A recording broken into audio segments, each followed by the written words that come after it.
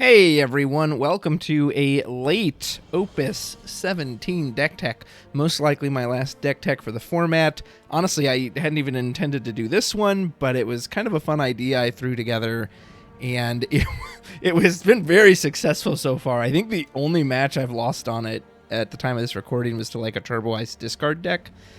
But I've beaten some heavy hitters in the FF community with it, and this is the deck I was able to win week number 170 of the RVA Returners, which was so awesome to see. But this is called Burning Wet Crystals. It is a fire-water combination. And the funny thing is, it really started, what the idea started was around Yuzuki and Celestia. So what Yuzuki does, if a fire forward you control is dealt damage by your opponent's abilities, it becomes 0. So all of your fire forwards are completely immune to damage-based abilities. And then, if a water forward you control is dealt damage, reduce that damage by 2,000. So it doesn't completely shut it off like it does for the fire. However, it does give them damage reduction. And then Celestia says, the water characters you control cannot be broken by opposing summons or abilities that don't deal damage. That's what we care about. She also says that if an ice character is chosen, you get to Dull Freeze an opposing character, but she's the only ice character in this deck. So that part's not really relevant, but the point is, if Celestia and Yuzuki are on the field together, your water forwards cannot... any damage they take is going to get reduced, so it's going to need extra damage, and none of them can be broken outright. And that even extends to your backup. So I played this against Avalanche once, and it was really nice having the Celestia on the field. They have Wedge. Wedge is trying to take out my Princess Sarah. I was like, oh, go ahead, you can't break it outright. So, and what's great is neither of these forwards make a stack when they enter. They don't have any enter the field effects. So I remember one game I was going against Ryan Chen's Black Waltz list, and he just, of course, he has his Black Waltz 3, and there's so many 3 and lower cost forwards in this deck, as you can see. And so that Black Waltz 3 is just going to tear him to pieces. And I just went, all right, Celestia, Yuzuki, go ahead. And he just realized, oh, crap, I can't do anything to you. Yeah, they can't beat you through damage. I mean, of course, it's just a 2k reduction, so if they have an overwhelming amount, but it's very unlikely. So that was how the deck was initially conceived, was just, wouldn't it be fun to get these two on the field together? Now, beyond that, I started thinking, well, I haven't really done anything with crystals. It'd be fun to do something with crystals. Of course, Glaciella Wazette is the big crystal mommy, as people call her, and she's just a one-woman army where by herself, she can turn all those crystals into just damage, just blow out any forward on your opponent's field. And what's great is that people always want to kill Glaciella. She's going to get Amaterasu when she comes down. If they have it, they're going to do whatever they can to get her off the field. So I thought, wow, wouldn't it be neat if you had these two protectors on here that say you can't break her outright, and you're going to have a tough time beating her down through damage as well. Of course, not everyone can always get assembled at all times, but that was the idea. It has come up sometimes, and it's been very, very enjoyable. Beyond that, I won't lie, it's a lot of just water, fire, generic good stuff. So let's knock the backups out right away. 3 copies of Sarah, of course. If I see this turn 1, or, in my first hand or my mullet, I'm absolutely keeping it. I always go for the Princess Sarah to fetch out. Princess Sarah, I will usually make...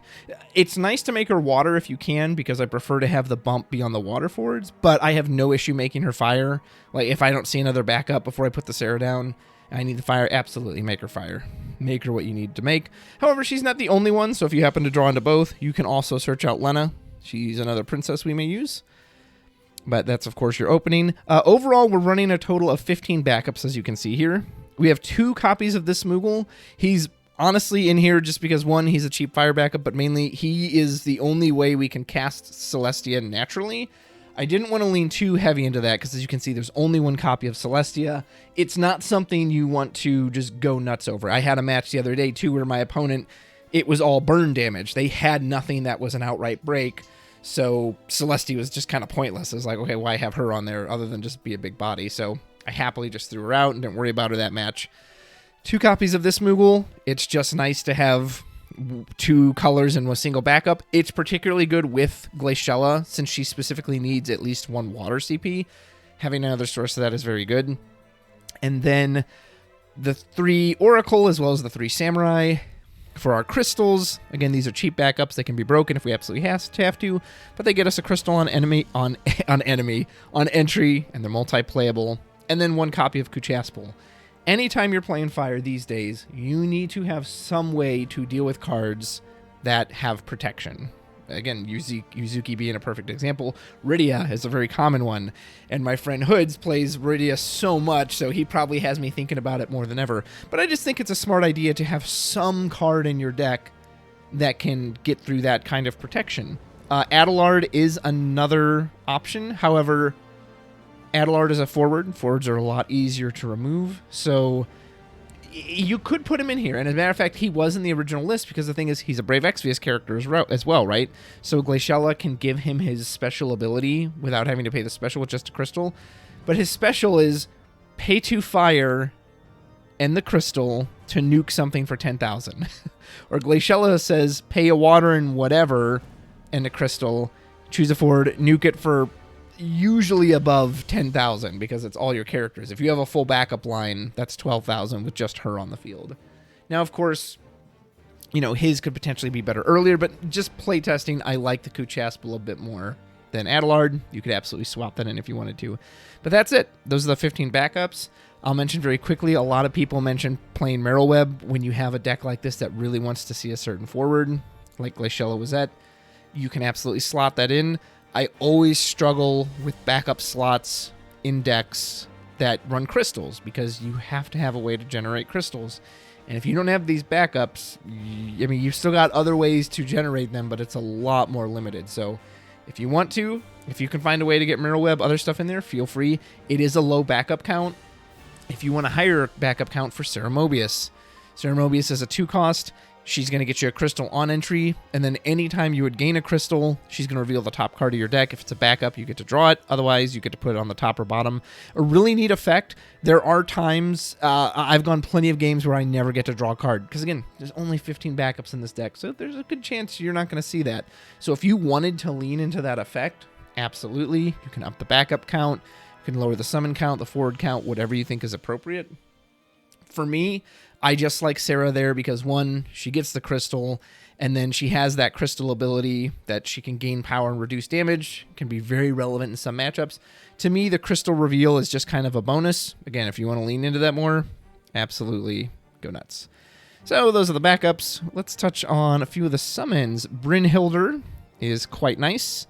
5,000 damage on a burst, and you get to draw a card if it kills the forward. It's just pretty hard to escape that kind of value these days. It's really good, too, with something like Porum, or even the Terra Ping. Terra suddenly says, hey, hit something for 7,000 and draw a card if it dies, which is pretty good. It's good if Porum can reduce something as well. And then, of course, you have to have 3 copies of Amaterasu if you're playing Fire. It's just the summon. 1 copy of Sildra. It originally was more. I cut it down to make room for 1 or 2 more forwards. I like Sildra too because it gives you quote-unquote opening hand consistency. Sildra, Lakshmi, Sarah. These are all, so that's 5 cards you're happy to see in your opening hand. Not that casting Sildra immediately feels great. It doesn't, you know. You would obviously rather be able to play your backups. But if you have to, if your other option is, you know, just slapping out a forward that does nothing by itself turn 1, Sildra's a good way to do it. The twins, seeing the twins early is also another quote-unquote consistency marker in that the twins you're actually okay with putting out turn 1 or early because if your opponent doesn't answer them immediately, they just get bigger and bigger and harder to deal with. Bahamut is just so good. I love this card the more I've used it. Fire just has such tight summon slots. This Bahamut, this Amaterasu, the Brynhildr, at the moment, I cannot see slotting in any other fire summon over these. I think this Bahamut is actually even superior to the Crystal Bahamut. Even though that one can be cast for a reduced cost, in this deck, you want to be spending your crystals on Glaciella or on Lena. You do not want to be blowing crystals on that Bahamut. And the damage 5, 15,000 damage has been very relevant in several cases, especially with something like the Terra Ping. So that's my choice of summons. The fire ones, again, are so locked out. And it's a shame because there are some good fire summons. I really miss Belias the Gigas, one of my favorites, but it's just, you know, it's just not going to do what you need right now. And these are the cards you need. Also a great Neo X Death counter if people are playing that. those are the summons. Terra's just in there. One, she's an EX burst. There's only 6 total. There's not a whole lot, but it's just a way to help you get summon recursion. Never feels bad. Ramada is a one-of. She can get you a crystal as well as bounce something. Her special ability is also very cheap to pay for as long as Glaciela's on the field. Pay a crystal and you can have a, ha, surprise, you're dead. Here's 2 extra damage you weren't expecting. So just a one-of. Beyond that, I've never found I want to like overly cast her, but I do appreciate having her in as a one-of. Susano and Leviathan are each just here as a board wipe in case you fall behind. This is a setup deck. You want to get your backups. You want to get 3 at minimum. I mean, I want to go to 5, of course, but you definitely want to play off of 3. The more characters you have, the stronger Glaciela's Surefire Burst is going to be. And the easier it is to play things like Yuzuki. But, of course, people are going to hit you with the aggro. It's good to have a backup plan in Susano and Leviathan. If you preferred one of these over the other, you could just do 2 Susano, 2 Leviathan, whatever your preference is. I just kind of like having one of each. Let's talk a little bit more about our crystal payloads. 2 copies of Gao. He's our EX burst. He's very simple. He just gains a crystal. He's really nice with Lena. Lena does not gain any crystals, but she is one of our spenders. She can get back any of our 3 costs or less from the break zone, as well as a 2 cost if you have enough for both. You can do a nice trick with her with Gao. If you enter and you have 2 crystals, you pay 1, bring back Gao. Gao generates you another crystal. Now you still have enough to pay for the second effect. She's your way to revive Glaciela, because again, Glaciela is the forward to have in this deck. She can also, of course, bring back Sir Mobius, Yuzuki, any of these 2 costs, the twins, Sol, Orin, whatever you need for that situation. And then we have Sol himself. Sol is probably our most convenient way to play Celestia for free.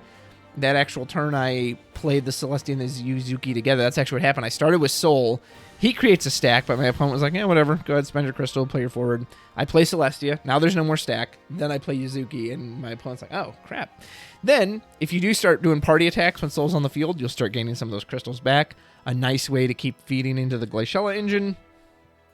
You can also spend a crystal to just bump all your forwards, which is very, very useful.